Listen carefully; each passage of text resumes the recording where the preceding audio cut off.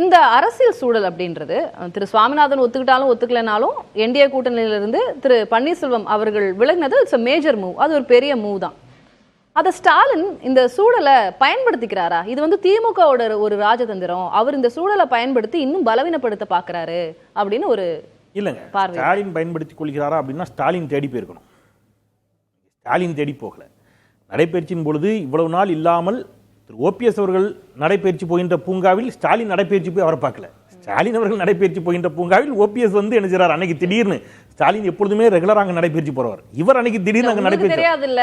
CM வந்து ஒருத்தரை கூப்பிட்டு அனுப்பணும் அப்படின்னா எப்படி வர வைக்கணும்ன்றது அவருக்கு தெரியும். எனக்கு இல்ல, இதுல நிறைய சந்தேகங்கள், ஒவ்வொருத்தருக்கும் ஒரு பார்வை இருக்கலாம். பட் எனக்கு தெரிந்த பார்வையும் எனக்கு கிடைத்த தகவலும் சொல்றேன். திரு ஓபிஎஸ் அவர்கள் இப்ப ஸ்டாலின் ராஜதந்திரத்தோடு மோடியிடம் பேசி, ஸ்டாலின் ராஜதந்திரத்தோடு நயினார் நாகேந்திரனிடம் பேசி, ஸ்டாலின் ராஜதந்திரத்தோடு எடப்பாடி பழனிசாமியிடம் பேசி எப்படியாவது ஓபிஎஸ் அவமானப்படுத்தி வெளியில் அனுப்பிடுங்க, நான் அப்புறம் பிடிச்சுக்கிறேன்னு சொன்னாரா?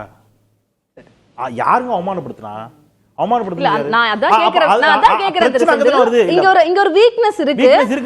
ஒரு மோசமான நிலைமையில அவர் தள்ளப்பட்டிருக்காரு. அதை பயன்படுத்திட்டாரா திமுக தலைவர் கேள்வி. ஒருத்தர் வர்றாரு, யார் வந்தாலும் எதிரியாக இருந்தாலும் நினைச்சலாம், வரவேற்கலாம், அதுல தப்பு இல்லை.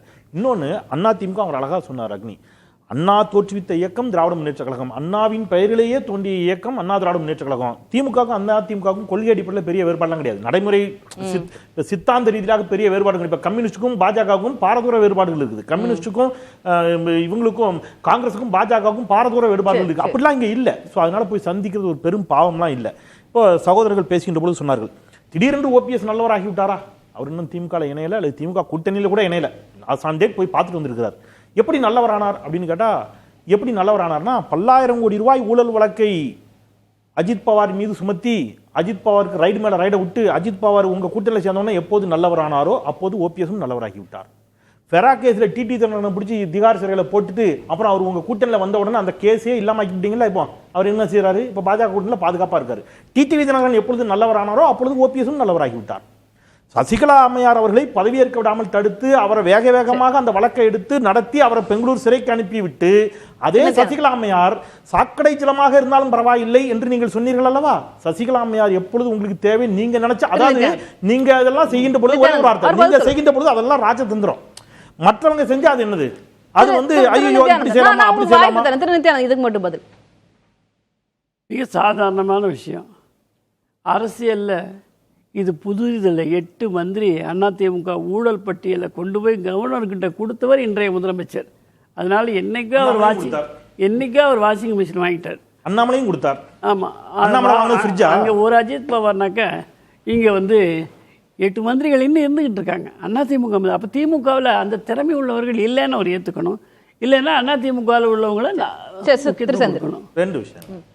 நீங்க இன்னைக்கு பாஜக ஆளக்கூடிய பெருவாரியான மாநிலங்கள்ல இருக்கக்கூடிய முதலமைச்சர்கள் பல பேர் வேற கட்சியிலேருந்து வந்தவங்க, காங்கிரஸ்லேருந்து வந்தவங்க. மோடிக்கு திறமை இல்லை என்று நண்பர் நித்யானந்தம் ஒத்துக்கொண்டார், சரி, அது அல்ல பிரச்சனை.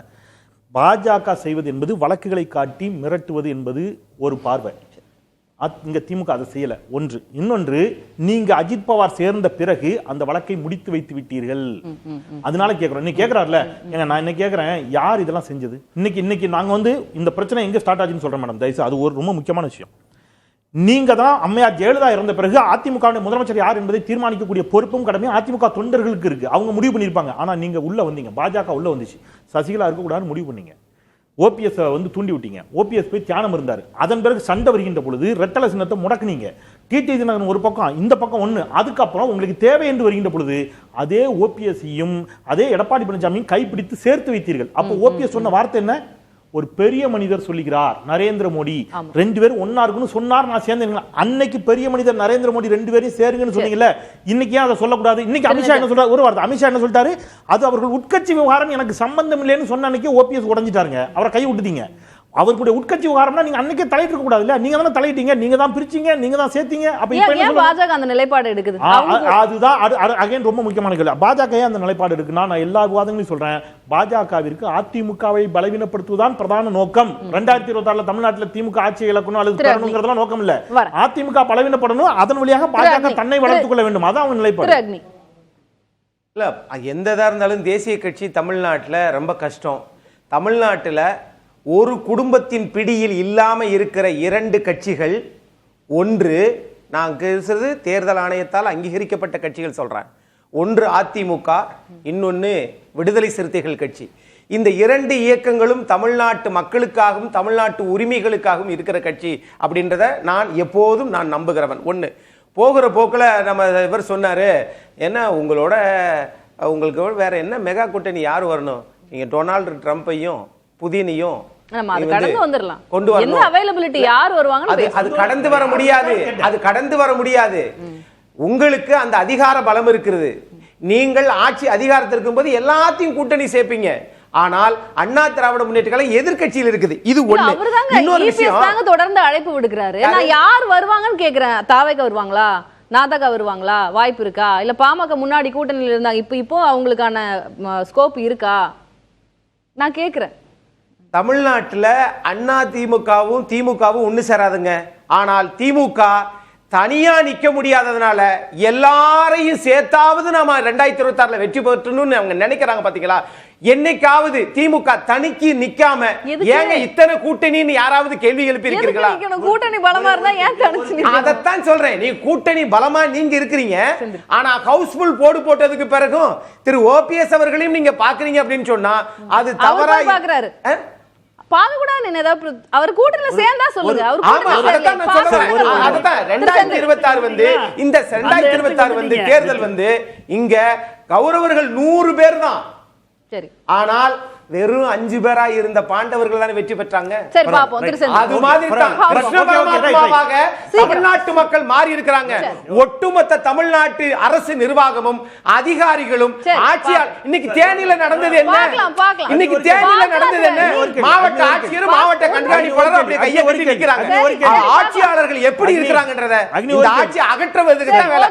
அத பத்தி நான் செந்தில்வேல் சார் பேச மாட்டார், பேசவே மாட்டார். பாண்டவர்களுக்கும் கௌரவர்களுக்குமான சண்டையை பற்றி சொன்னார். சண்டைக்கு காரணமே பாண்டவர்கள் தன் மனைவியை வைத்து சூதாடினார்கள். மனைவியை வைத்து சூதாடினார்கள். அந்த தப்பெல்லாம் பேசலாம், விட்டுருங்க.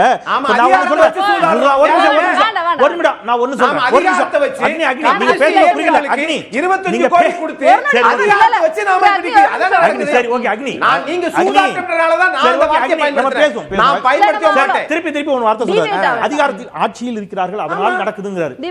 நான் சொல்றேன், இப்ப ஒன்றியத்தில் ஆட்சியில் இருப்பது பாஜக, மாநில ஆட்சியில் இருக்கக்கூடிய கட்சியை விட ஒன்றியத்தில் ஆட்சியில் இருக்கக்கூடிய கட்சிக்கு தான் அதிகாரம் அதிகம்.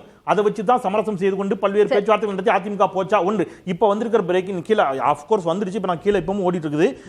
நயினார் நாகேந்திரன் பொய் சொல்வதை இனியாவது நிறுத்திக் கொள்ள வேண்டும் என்று ஓபிஎஸ் சொல்கிறார். நயினார் சொன்னாரு, என்கிட்ட வந்து எனக்கு ஒரு வார்த்தை பேசி தான் அப்பாயின்மெண்ட் ஃபிக்ஸ் பண்ணி கொடுப்பேன் என்று சொன்னபோது நான் அப்பாயின்மெண்ட் கேட்டு அவருக்கு அலைபேசியில் அழைத்தேன். என் அலைபேசி அழைப்பை கூட அவர் எடுக்கவில்லை என்று சொல்லுகிறார். அல்ல, ஐயா ஒத்துக்கிட்டாரு, நான் ஒத்துக்கிறேன். அப்ப நான் என்ன சொல்றேன்னா, அவரை நீங்க திட்டமிட்டு அவருடைய அழைப்பை நிராகரிக்கக்கூடிய அளவுக்கு நயினார் நாகேந்திரன் போறாருன்னா எடப்பாடி பழனிசாமி அழுத்தமா அல்லது மரியாதைக்குரிய அமித்ஷாவினுடைய அழுத்தமாங்கிறதா இங்க கேள்வி. இறுதி பகுதி அப்படின்னா சுவாமிநாதன் ரொம்ப சுருக்கமா கேட்க விரும்புறேன். ஓபிஎஸ் அவர்கள் என்டிஏல இருந்து போனது அது ஒன்றும் பெரிய விஷயம் இல்ல, அது ஒரு தாக்கத்தை ஏற்படுத்தாது அப்படின்னு நீங்க சொல்லுங்க. தனிப்பட்ட செல்வாக்கு அப்படின்ற அடிப்படையில அவருக்குன்னு ஒரு வாக்கு வங்கி இருக்கு. திரு செந்தில் அவர்கள் அதற்கான தரவுகள்லாம் கொடுத்தாரு. இப்போ என்டிஏ கூட்டணி, அதிமுக தலைமையிலான கூட்டணி மற்ற கட்சிகளை இணைக்க போகுது, மெகா கூட்டணியை ஃபார்ம் பண்ண போகுது, அதெல்லாம் கஷ்டம் அப்படின்றத தாண்டி இருக்கிறவங்களை தக்க வச்சுக்கவும் அவங்க திணறாங்களா? அந்த ஒரு விஷயம் இருக்குல்ல. இல்ல, நிச்சயமா பாஜகவோட கூட்டணியில சேர்ந்து இருக்கிறதுனால அதிமுகவுக்கு யாரும் வரல அப்படிங்கிறது உண்மைதான்.